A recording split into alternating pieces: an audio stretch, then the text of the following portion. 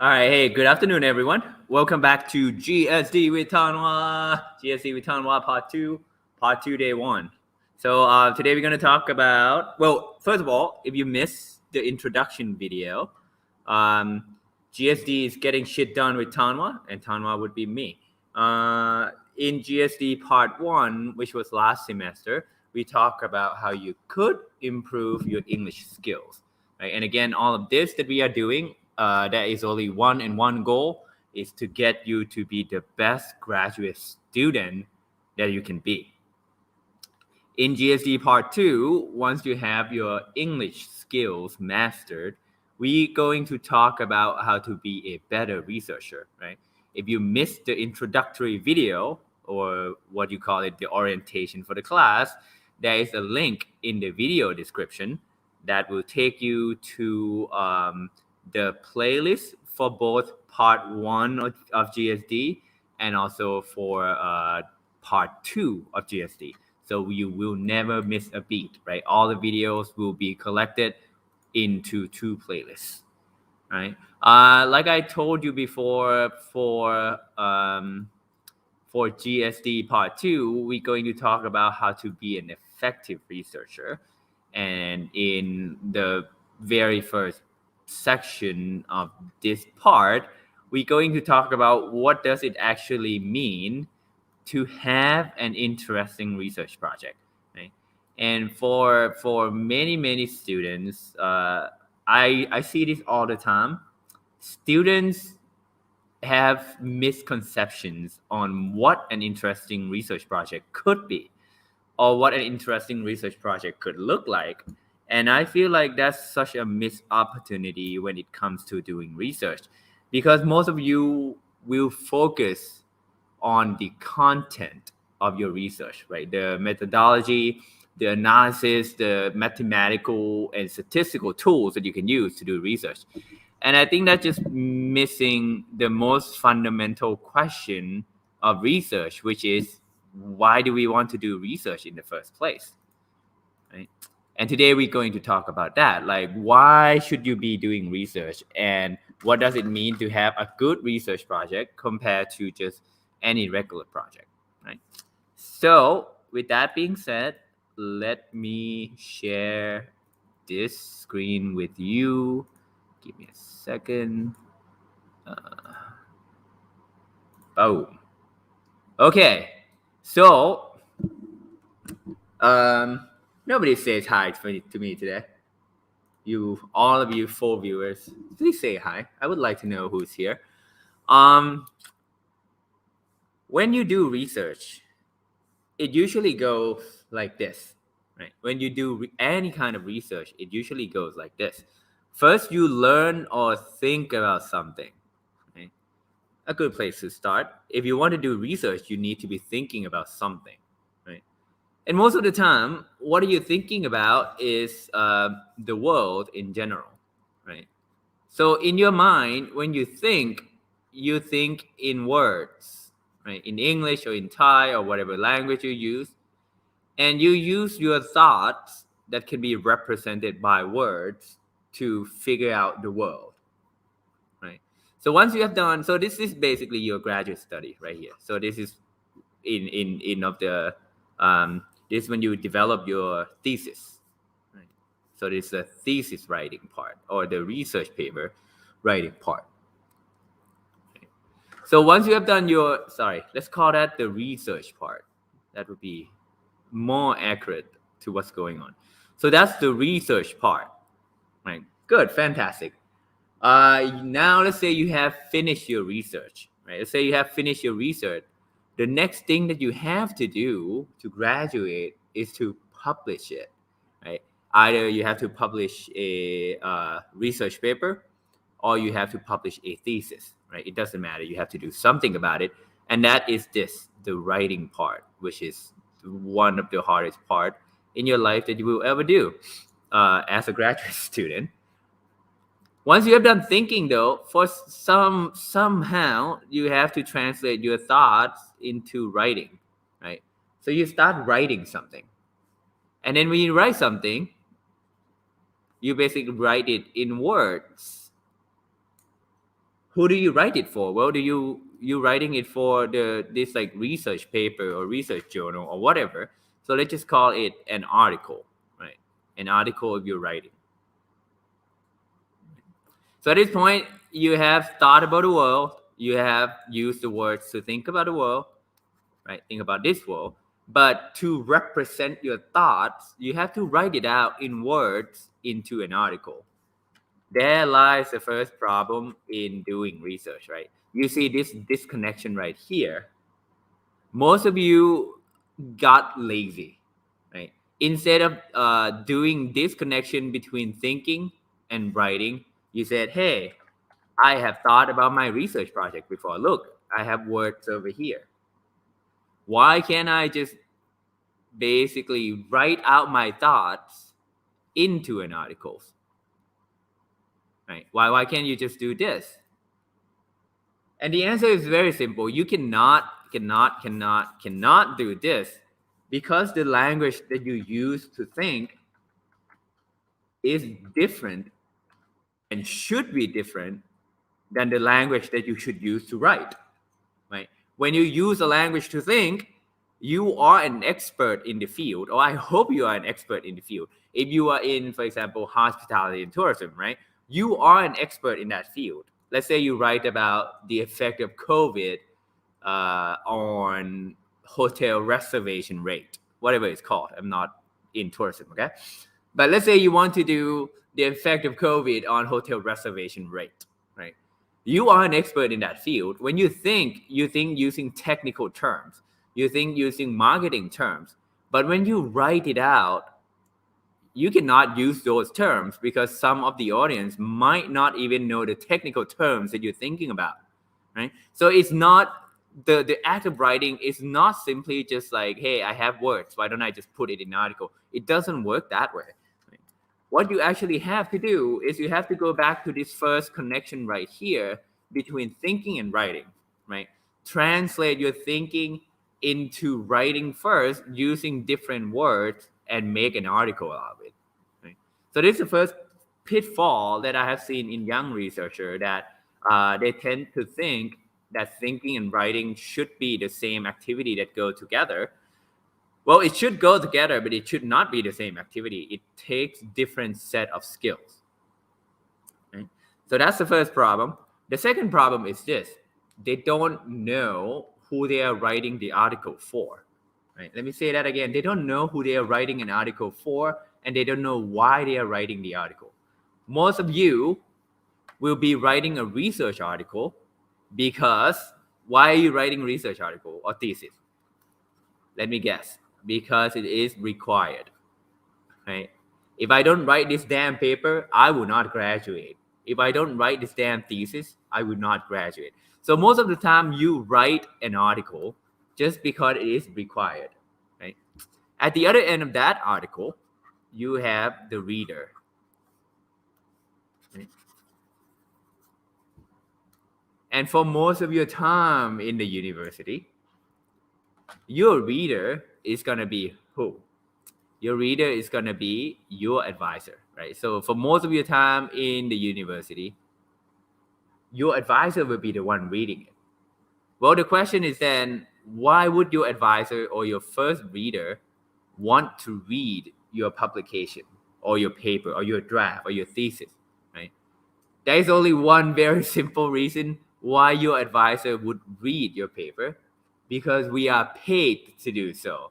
You paid the tuition for us to read your paper. It's as simple as that. Okay, let me say that again. Your advisor is reading your paper because we are paid to do so. Most of your paper will be so bad in the beginning. Hopefully, by the time you graduate, it will be good. But most of your papers will be so bad that we need to be paid to read it. All right, let me say that again. No advisors actually want to read any papers except the one they want to read. If they are reading your papers, we are being paid to do it. Right? Harsh truth, but that's the truth. And this is another problem, right? Because your advisor is being paid to read your paper, so the way he looks or he or she looks at the paper will be different than the way that the editors of a journal will look at the paper, or the way that the reviewers will look at the paper, right? They are not being paid to read your paper. They are not being paid to read your paper at all. So why are they reading your paper then? Well, let me say this. Most of the reviewers, or let's all of the reviewers and editors, only want to publish a good research paper. Right? And that might seem like, well, yeah, of course, they're going to publish good research papers, because why would they publish a bad one? But let's dive into that details a little bit, right? Your reader, the one that is not your advisor, the actual reader of your paper, why would they want to read your paper? Right? They don't care how you think. Right? They read your article because they don't want to know why you use the certain words you use. They don't care how you write your research paper. They don't care how you think. They don't care what words you use when you think. The only thing they care about is the world, right? Or the knowledge that they care about. So the readers read your article because they want this connection. They hope that the article will say something about the world. And if your article says something about the world that is good, whatever good means, then they will want to read and publish it. Right? So in order for you to have a good research project, the first thing that you have to realize is that the reader doesn't care who you are. The reader doesn't care how you think. The reader doesn't care how you write. The only thing that the readers care about is this column right here. Right? They read your research articles to get a sense of the world that they're living in, with the world being the knowledge that they care about. Right? And they will only do that if the article is good enough. So then the next question should then be, well, what make an article good? Right? Why would one article be good and another article be bad? Right?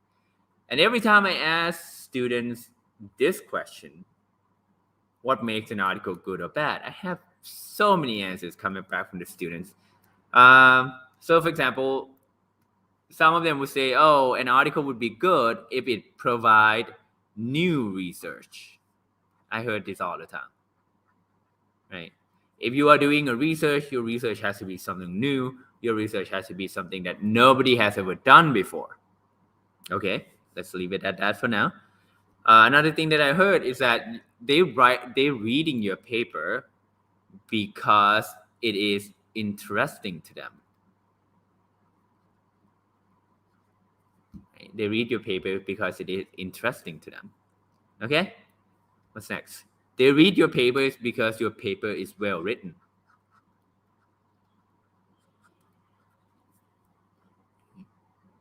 And this is probably some of the things that you have heard, like all your paper is innovative, cutting edge, however you want to put it. Cutting edge, sophisticated, difficult, whatever your name you want to put on it, right? Sophisticated, new knowledge, blah, blah, blah, blah, blah, blah. All right, if you are thinking this, that good research paper have to have all of these properties, I want you to just forget about it, right? Your research paper or your research project that is a good research project don't really care about any of these properties, right? I don't care what your advisor told you. He or she are probably wrong. Okay, let me say that again. If your advisor say, oh, your research has to be new, no, he or she is wrong and he or she can come talk to me, right? If he or she said, if your advisor said it has to be interesting, well, come talk to me. It doesn't have to be interesting. It doesn't have to be well written. It doesn't have to be innovative. It doesn't have to be cutting edge or sophisticated either. So then, what make a research paper or a research project a good project, right? Because after all, the topic of today, when we start, I said, well, how to have an interesting research project, right? So then, what make a good research project, right? Then, and why would I say having an interesting research project? Well, we have to define the word interesting better, right? We have to define the word interesting better. So if we go back to our model that I used to explain reader up here, right, you see that the reader will only be interested in your article or your research if it says something about the world in a particular way. And the only thing for your article to capture the reader's attention is for your article to say something about the world in a way that it is valuable to the reader, right?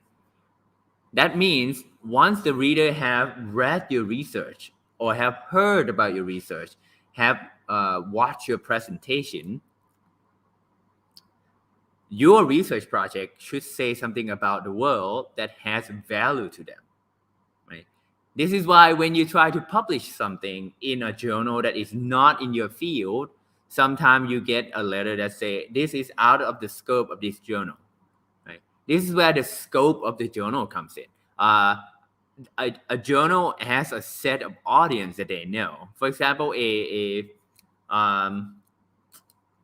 an agricultural journal will never publish a paper from physics or engineering because that's not for their audience, right? That doesn't say anything about the research quality of the physics paper or the mathematics paper or the engineering paper at all. It just says that the audience of that journal, agricultural people, will not care about physics, right? So with that example, like if you come up here, I could have done the best research in physics in the world. Right? I could have been smarter than Einstein. My research could have been new. My research could have been interesting, well written, innovative, cutting edge, and sophisticated in every way. But if I submit that article to an agricultural journal, what I'm gonna get is this letter that say, screw you. This is only for agricultural people. We do not care about your research, right? If that doesn't convince you that the only quality that matters for your research paper or your research project is whether it has value to the reader or not, I don't know what will, right?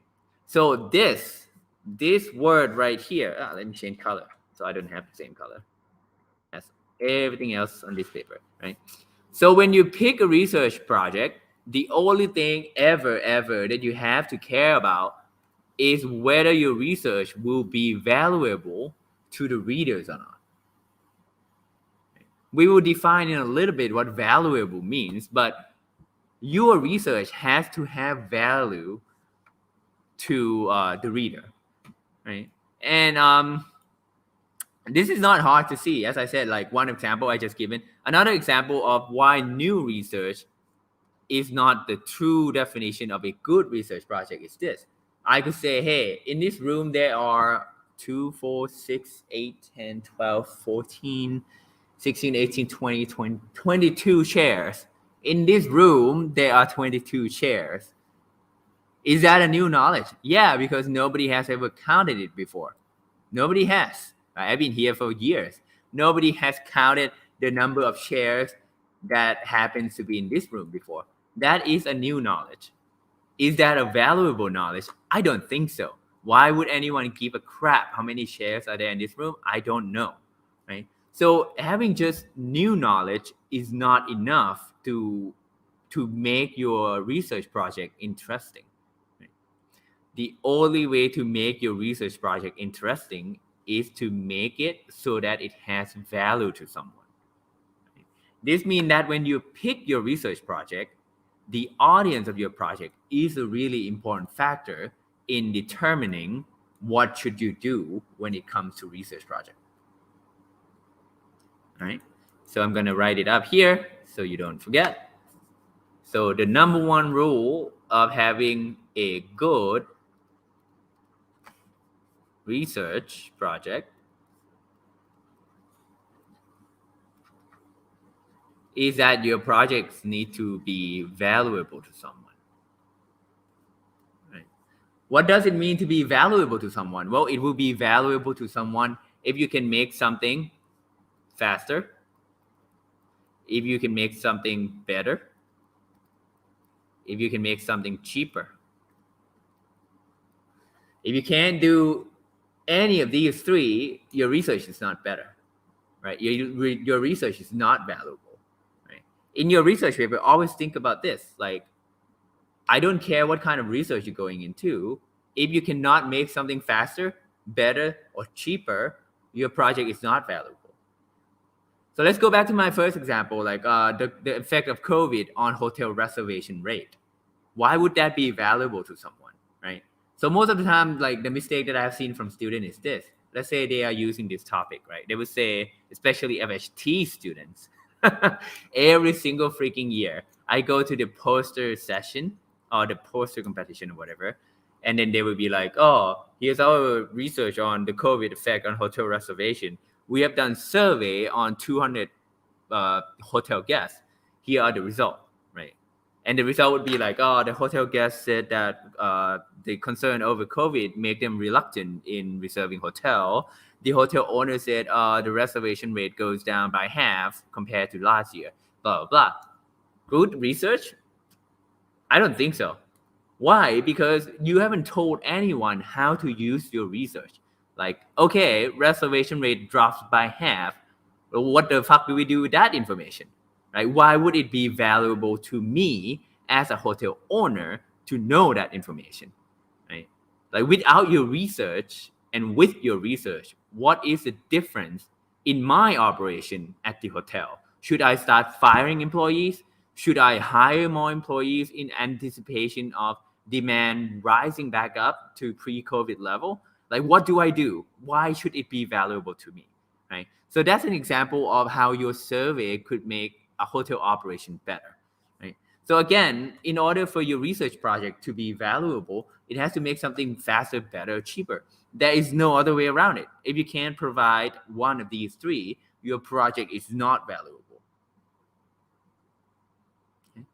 Which is why if you go read any research paper, especially the really good ones, most of the time the structure of the paper will go something like this. It will say, hey, in the past, if we study the fishing in the Mediterranean Sea, in the past the study have done this, past studies have done this, right? The result of past studies have shown this, but we think it is wrong or not accurate because of this. And this is how we do, this is what we are doing to solve this problem, right? Immediately that has value because in the third paragraph it's saying whatever the hell you have been believing when it comes to Mediterranean fishing is wrong and inaccurate. Let me give you a better way to do it. Right? So keep that in mind when you pick your research project. Who is going to use your research result? It is not sufficient for your research to be new, because as I showed you, the number of chairs in this room is new, but it's not interesting. It's not interesting because it is not valuable. And it is not valuable because it doesn't make anything faster, better, cheaper, right?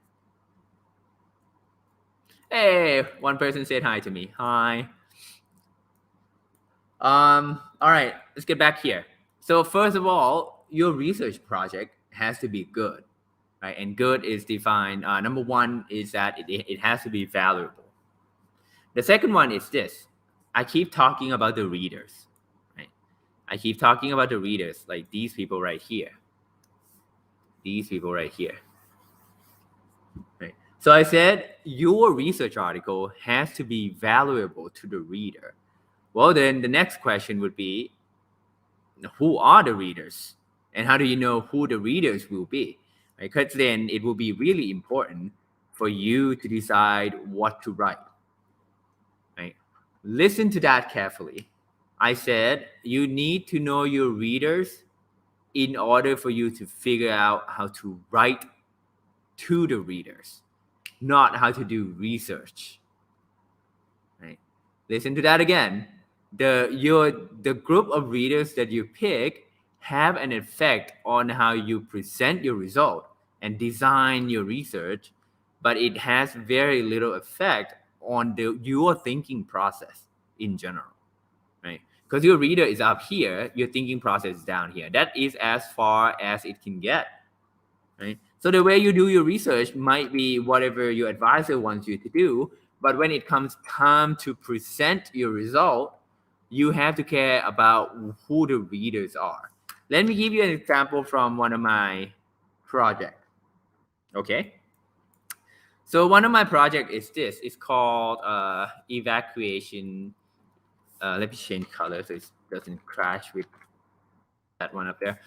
So one of my project is Evacuation route optimization. It's not how you spell route. Route optimization. Okay. The project is pretty simple. Let's say you have 4 or 5 evacuation shelters, right? So these are evac shelters. So you will use these when, like, for example, there's a tsunami coming in, right? And then if you live by the beach, if you're like right here by this beach over here, it's a very quick drawing of a beach. Apology for my amazing writing. The question is, if you have a bunch of people over here, what is the best way to route them to the evacuation shelter under the restriction that you have roads and stuff between the shelters, right? How would you direct people so that everyone can access all the shelters in a timely manner, right? So this become a route optimization example. For example, these two people, right? The easiest and quickest way to get to an evacuation shelter is for this guy to go straight and for this guy to come here, right? That would be the easiest way to do it. However, you start noticing a problem that this evacuation shelter will be really packed, right? There will be so many people there and it might not be comfortable, right? So maybe a better solution is for this first guy to skip the first evacuation shelter, right? Route them around it and put this one here, right? So you have one person here, and then for the second person to just go to the first evacuation shelter. If you do it this way, each person get its own evacuation shelter and there's no overcrowding, right? So that was my project, like how to calculate, like given a set of evacuation shelters and roads and whatnot, what is the best way to do it, right? Which I think has value, right? First of all, if I can plan it better, well, then we can have a better way of evacuating things. If I can plan evacuation better, it can be faster. If I can plan evacuation better, it will be cheaper to implement an evacuation shelter. Right? But that was my research. That was this part of doing research, right? I think about the world in my words. When it comes time to publicize the research finding, I had two journals that I was looking at. First journal would be it's basically computer optimization, right? Because obviously, in order of my God, I can't spell today. Computer optimization. There you go. The second journal is called a pre-warning disaster management.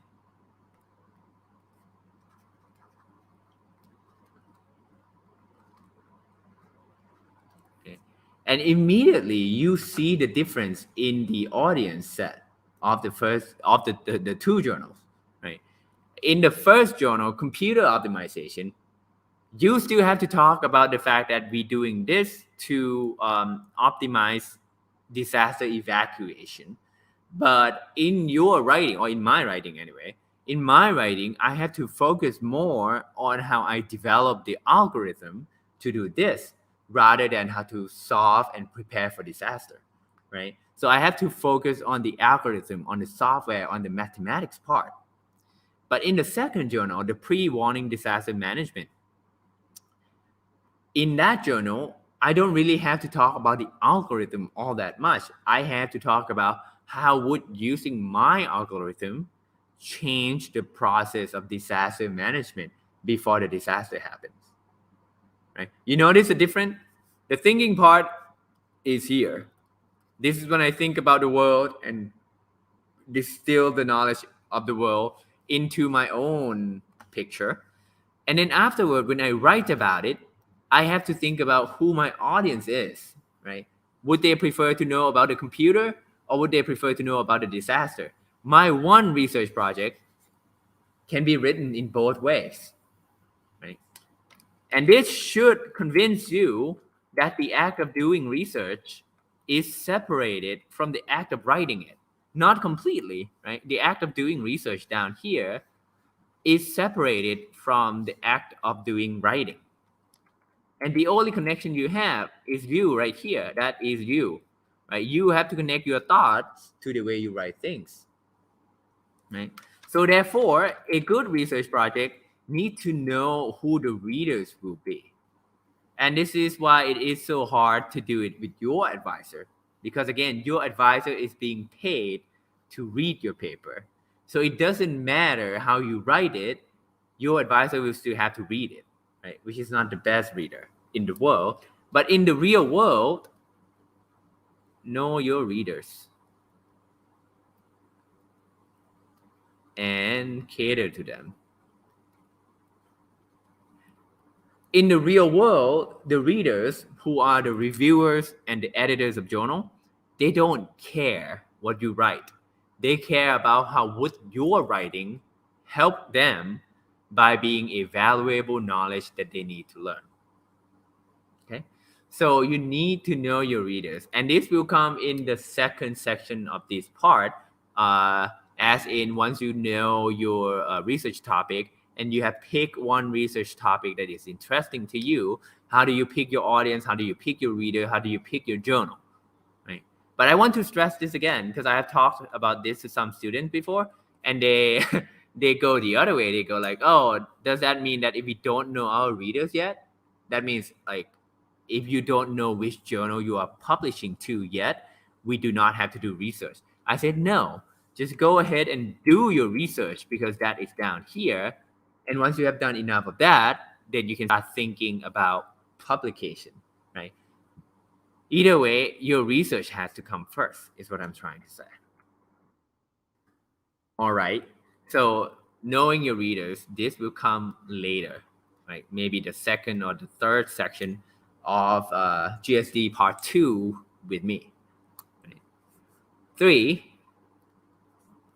not only do you have to know your readers, you have to know their languages. And I'm not talking English.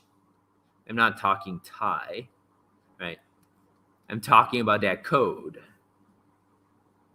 So let's come back to here. This is our fundamental model of how to do research and present your research, right? When you write your paper, since this is probably going to be the first paper you have ever written in your life, the words that you use will be yours. Let me change color so you don't get confused. So green.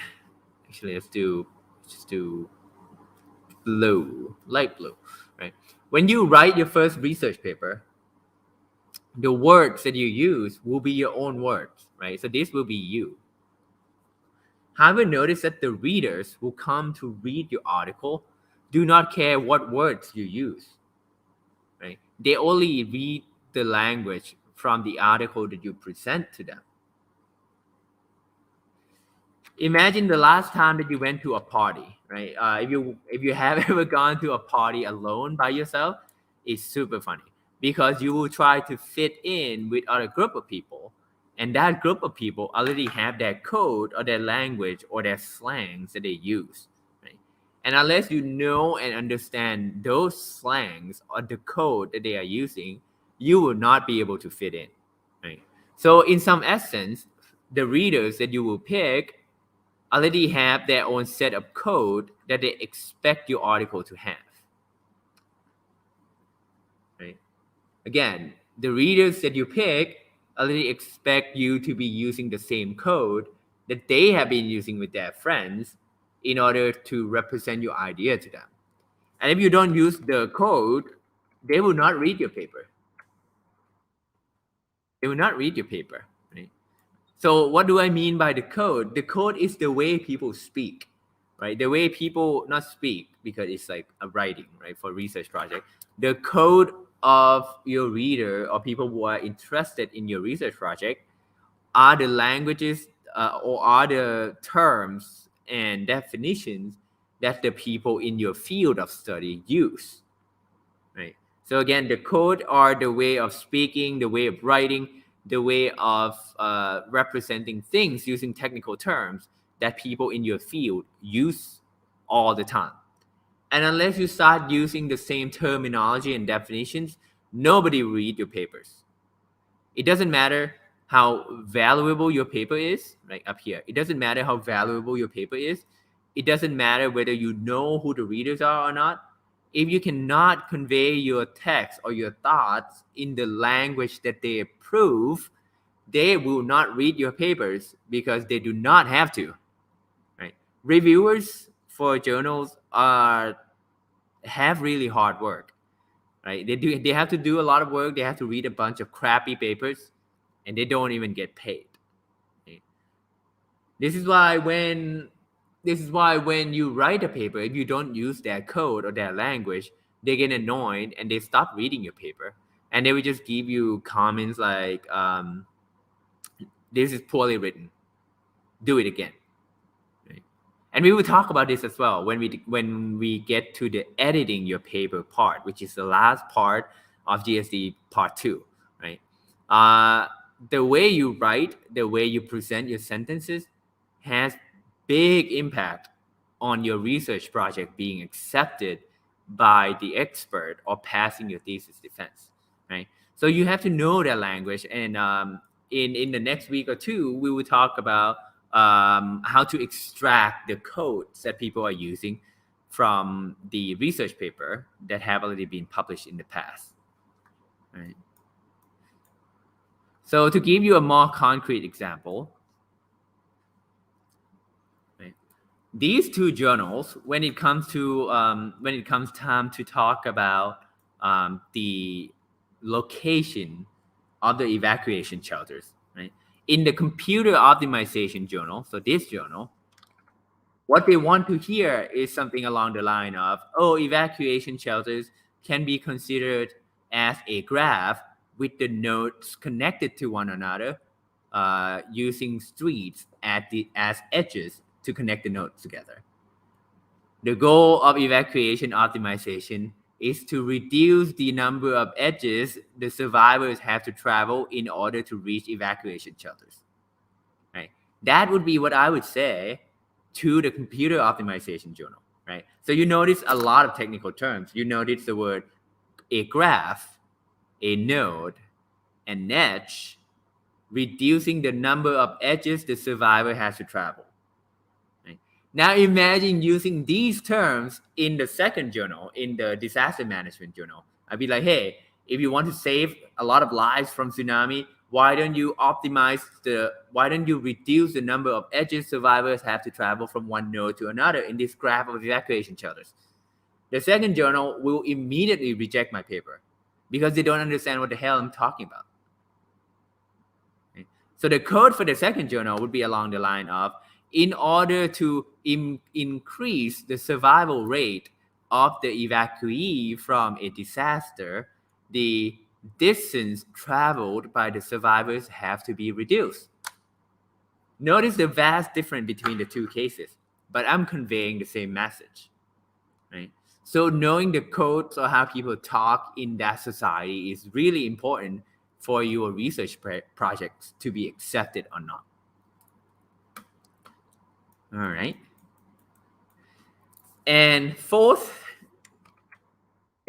factor that make your research project a good research project is that is it a timely research? Is it a timely research? What do I mean by this? This one is the trickiest part of all, because if you will have been in academia as long as I have, you would think that a good research is timeless, right?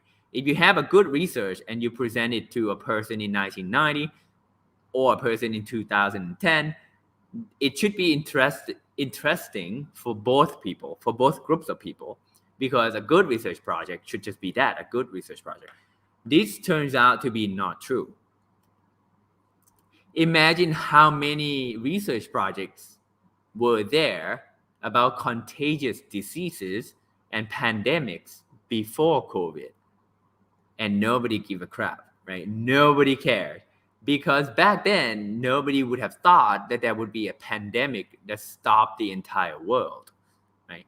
But now if you go on Google Scholar or whatever and you type in COVID research, I bet you'll see a lot of them, right? Actually, that's a very interesting thought experiment. Let me do that right now. So clearly I haven't prepped this, but I expect it to be true, right? The fourth factor is the hardest one to do, because the research project that you need to be doing should also reflect what the society is interested in at that moment. And this might be hard to accept for some of you, because some of you might say like, hey, a good research project should just be that, a good research project. It should be timeless. After all, Newton's gravity is still around, right? Newton's gravity is still around. Galileo stuff is still around. Einstein stuff is still around. Those are very few and far between, right? The theory that lasts a long, long time and be relevant for a long, long time is hard to come by. Most of your research will just be what I'm saying. Like, it has to be a timely research or nobody is going to care. Let me see if I can pull out this data somehow. How the fuck did I do this? Anyway, if you have, give me a second here.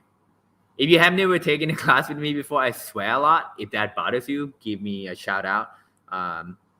Raise your hand, type out a text telling me to be nicer or whatever. I might care or I might not. Okay, found it. Here, let me share my screen. This should not come as a surprise to anyone. So this is basically Scopus database for article that mentioned COVID. Right? As you know, we have to call it COVID-19 because this is not the first COVID virus. This is not the first COVID virus. There has been COVID before COVID-19. It was just not a pandemic. Right? COVID-19 is a mutated variant that became a pandemic around the world. But having said that, COVID happened before 2019, 2020, you would have thought that somebody would have been doing research on them, right? And your thought would be absolutely freaking incorrect. This is the amount of the number of documents per year talking about COVID viruses. And again, COVID-19 is not the first one of its family, right? It just, what is the family called again of this virus? I don't remember. Give me a second here. I'm gonna look shit up.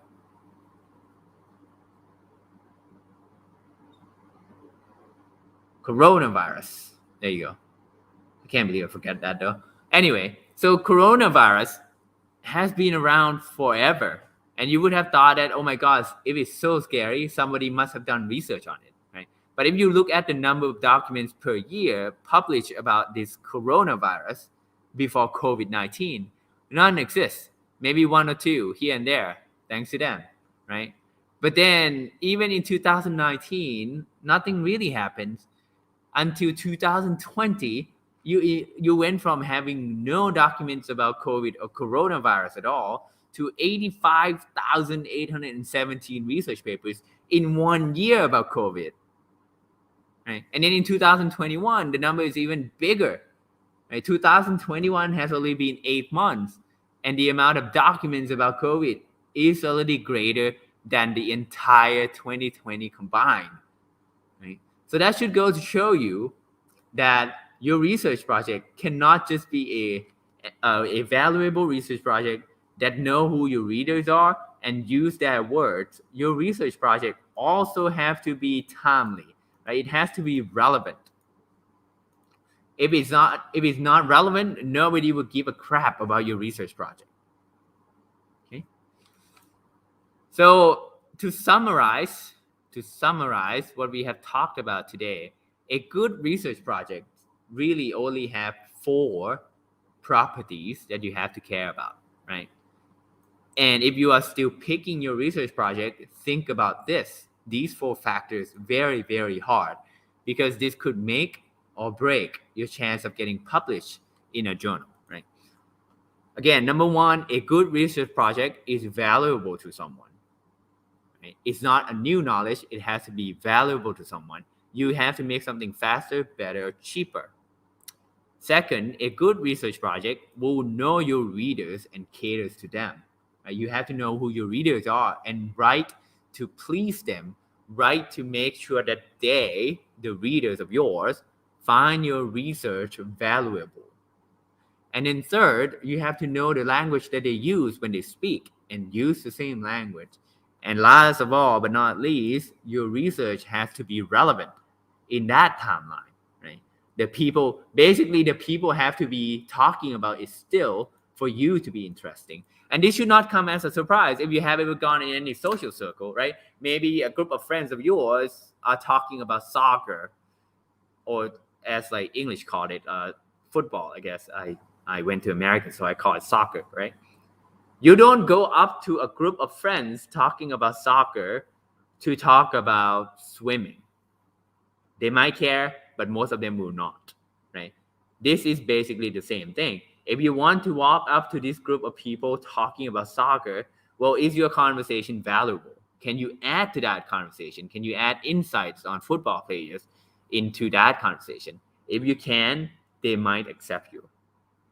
Second, do you know your readers? Like if they are a fan of Manchester United and you're going to walk in and talk about how great Liverpool's team is, well, you're going to get shit on, right? Because that is not your audience, right? So know your readers. Third, use the language that they use, right? Do not change the way they describe the game because that's the way they talk. If you want to be interesting, you want to be using the same language that they use. And last of all, timely manner, right? If you're talking about this year's championship game, do not bring up the championship game in 1999 that you happen to watch, because they probably will not care about it because it was in freaking 1999. Okay, make sure you talk about the current game. All right, so with that being said, an interesting research project has those 4 properties, which you should be familiar with if you have friends at all, right?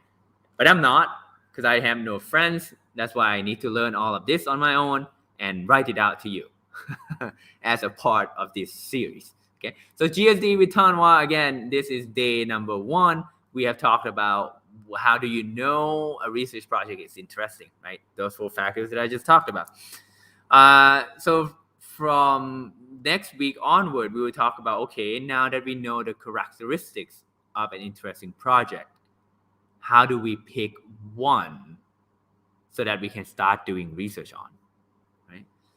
With that being said, that is it for today, and I thank you for joining me with GSD with Tanwa Part 2. And again, we will meet each other every week at 1:30 p.m. Same channels. If you're watching on YouTube, you are on YouTube. If you're watching on Facebook, you're on Facebook, all right? If you want to contact me, if you have any questions and would love to contact me, there is a link underneath the video in YouTube and on the side for a Facebook video with a link to the Facebook page of the graduate student department of the university, and also a line group that is connected directly to me. If you have any questions about what we have talked about in the past and what we are currently talking about right now. Right. With that being said, again, thank you all for joining me today, and I will see you again next Friday at 1:30 p.m. Have a good afternoon.